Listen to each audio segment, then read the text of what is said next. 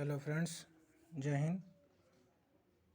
आज हम लोग एपी का पार्ट 2 करते हैं।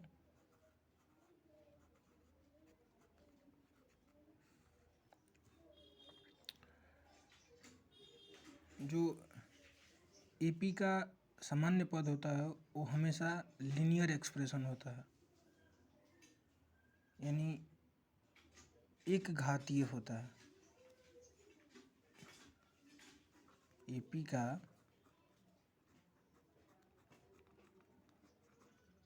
सामान्य पद, जिसको टीएन या एन बोलते हैं, एपी का सामान्य पद लीनियर एक्सप्रेशन यानी एक घातीय होता है।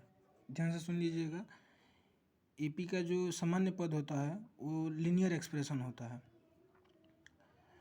यदि मान लीजिए आपको एग्ज़ाम में टीएन बराबर एन प्लस डी दे दें, एन प्लस डी दे दे, यदि आपसे इसमें से पूछ लेता है कि सार्वंतर क्या है, यानी कॉमन डिफरेंस क्या है, तो इसमें जो एन के आगे वाला ए है, ए को ही सार्वंतर बोलते हैं। सार्वंतर, ए को ही सार्वंतर बोलते हैं। जैसे मान लीजिए टी एन बराबर 5n + 4 दे दिया, और तो इसमें कॉमन डिफरेंस हो जाएगा, कॉमन डिफरेंस आपको 3 हो जाएगा। आगे देखते हैं, और इसमें यदि कॉमन डिफरेंस यदि और अच्छे तरीके से निकालना हो लॉन्ग फॉर्म में, तो टी एन बराबर होता है, डी बराबर होता है, कॉमन डिफरेंस बराबर होता है T N minus T N minus 1। इसका एक ये भी फार्मूला होता है। जो एपी का कॉमन डिफरेंस होता है वो हमेशा एन से स्वतंत्र होता है। जो एपी का कॉमन डिफरेंस होता है,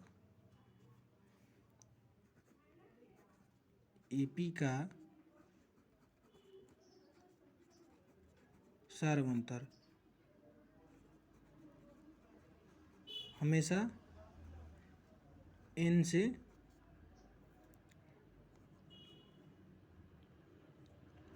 स्वतंत्र होता है, ए से स्वतंत्र होता है।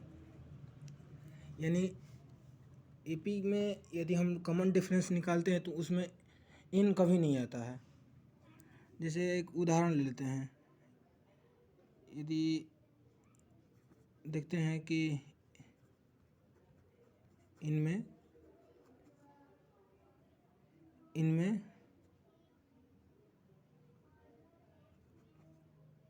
कौन सा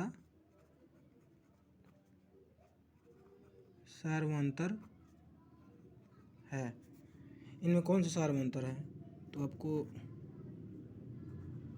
एक पी एन दे दिया, क्यू एन स्क्वायर दे दिया, सी नंबर डी एन दे दिया, और दे दिया मान लीजिए आपको सिर्फ पी दे दिया। अब मैं इसमें से पूछ रहा है कि इसमें से कॉमन डिफरेंस कौन सा है, तो हम आपको पहले ही बता दिए हैं कि एपी का जो सार्वंतर होता है वो हमेशा एन से स्वतंत्र होता है। स्वतंत्र का मतलब कि एपी का कॉमन डिफरेंस निकालने के बाद उसमें एन नहीं आएगा, यानी इसका आंसर पी हो, डी नंबर पी होगा। और अब आगे देखते हैं, यदि हम एपी का शॉर्ट फॉर्म देखें तो यदि T M plus N plus T M minus N बराबर होता है 2 टी एम होता है। और एक आगे